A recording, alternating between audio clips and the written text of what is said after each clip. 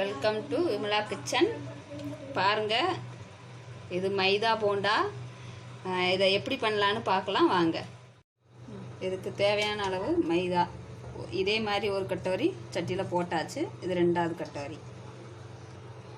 இதுக்கு அடுத்து 4 வாழைப்பழத்தை உரித்து போட்டுப்போம்.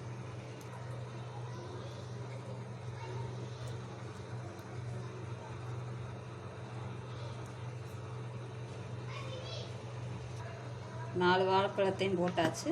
இதுக்கான அளவு சர்க்கரை, நாட்டு சர்க்கரை, சீனி சேர்க்கக்கூடாது, நாட்டு சர்க்கரை சேர்க்கணும்.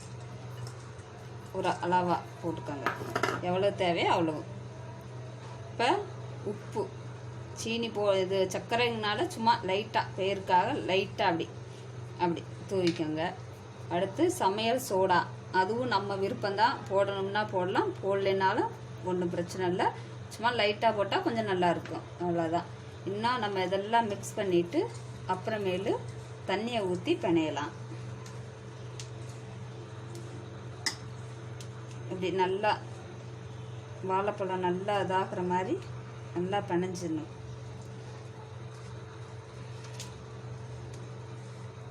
நல்லா மிக்ஸ் ஆகிற அளவுக்கு. வாழைப்பழம் நம்ம இஷ்டத்துக்கு எவ்வளோ தேவையோ அவ்வளோ போட்டுக்கலாம். அதிகமாக போட்டாலும் ஒன்றும் ஆகாது, டேஸ்ட்டு தான் அதிகமாக வரும், நல்லாயிருக்கும். இது சீனி சேர்க்கக்கூடாது, நாட்டு சர்க்கரை தான் சேர்க்கணும். நல்லா இது பண்ணியாச்சு. இப்போ நம்ம தண்ணி கொஞ்சம் கொஞ்சமாக சேர்க்கலாம்.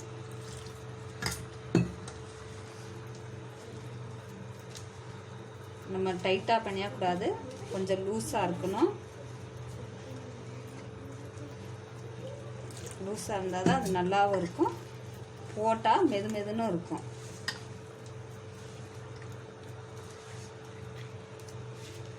இன்னும் தண்ணி விடலாம்.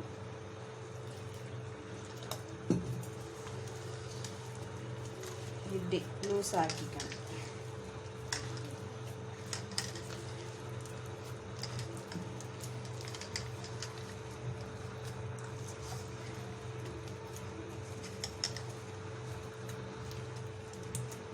இன்னமும் கூட நம்ம தண்ணி சேர்க்கலாம். பார்த்து ஊற்றுங்க, ஒரேதாக ஊற்றக்கூடாது, கொஞ்சம் கொஞ்சமாக பிணைஞ்சு பார்த்து ஊற்றிக்கணும்.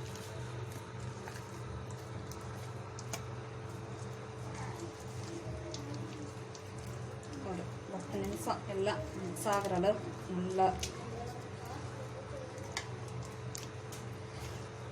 அப்படி பிணைஞ்சுக்கணும்.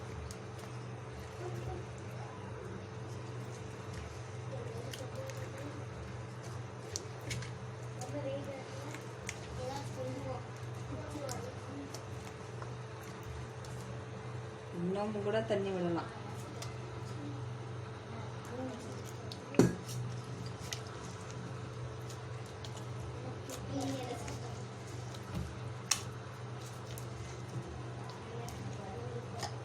அப்படின்னா தான் இது நல்லா சாஃப்டாக வரும்.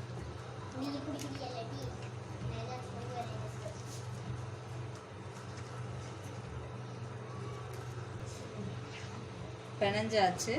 இதை ஒரு அரை மணி நேரம் வச்சிடலாம். அரை மணி நேரம் 3/4 மணி நேரம் வச்சாலும் ஒன்றும் தப்பு இல்லை. நமக்கு எப்போ கொஞ்சம் நேரம் கழிச்சு பண்ணணும் அப்படின்னு கொஞ்சம் நேரத்துக்கு முன்னாடியே பிணைஞ்சு வச்சுட்டு நீங்கள் அரை மணி நேரம் கழிச்சு பண்ணுங்கள், நல்லா சூப்பராக வரும். அரை மணி நேரம் இப்போ நான் ஆயிடுச்சு.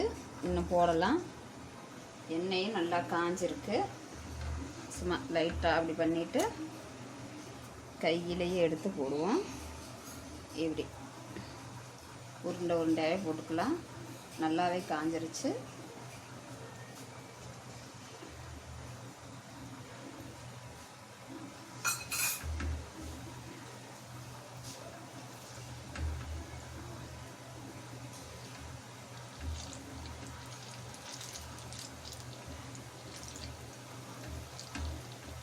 எத்தனை போடணுமோ போட்டுக்கலாம். இது சீனி போடாமல் நாட்டு சர்க்கரையில் செஞ்சது பெரியவங்களும் சாப்பிட்லாம், சின்ன பிள்ளைங்களுக்கும் நல்லது தான். நாட்டு சர்க்கரை வாழைப்பழம் ஒன்றும் கெடுதல் இல்லை. பிள்ளைங்களும் விரும்பி சாப்பிடுவாங்க, பெரியவங்களுக்கு ரொம்ப பிடிச்சது ஒன்று. வேகட்டும்.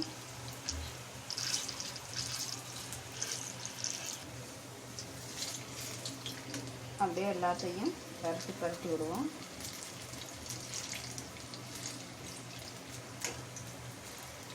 இதில் தயிர் சேர்த்து பண்ணணும்னாலும் பண்ணிக்கலாம், அது நம்ம விருப்பம்.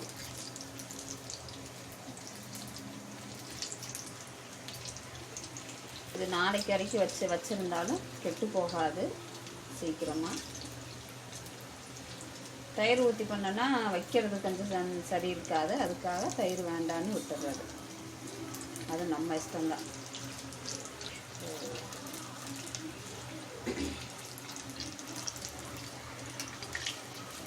அடிக்கடி அப்படியே லைட்டாக பரட்டி போட்டுக்கணும்.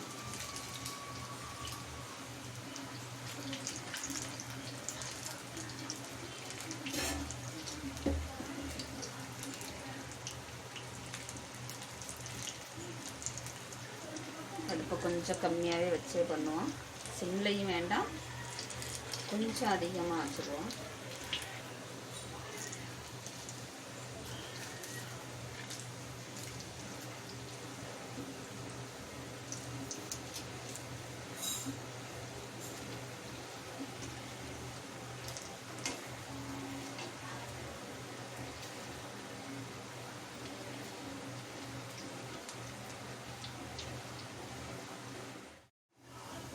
பாருங்கள், இப்படி உருண்டை அப்படி நல்லா ப்ரௌன் கலர் ஆகும்போது எடுத்துக்கலாம். அப்படியே போட்டதுக்கப்புறம் அப்படியே பரட்டி விடணும், இல்லைன்னா ஒரு பக்கம் அப்படியே வேகாத மாதிரி இருந்துடும்.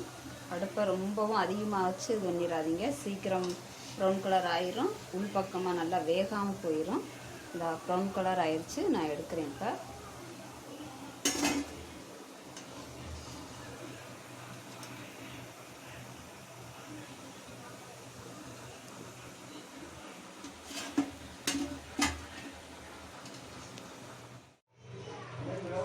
பாருங்கள் எவ்வளோ சாஃப்டாக, வாழைப்பழம் போட்டதுனால எவ்வளோ சாஃப்டாக இருக்குது. பண்ணி பாருங்கள். பிடிச்சிருந்தா லைக் பண்ணுங்கள், ஷேர் பண்ணுங்கள், எங்கள் சேனலை சப்ஸ்கிரைப் பண்ணுங்கள், பக்கத்துலேயே பெல் ஐக்கானையும் கிளிக் பண்ணுங்கள்.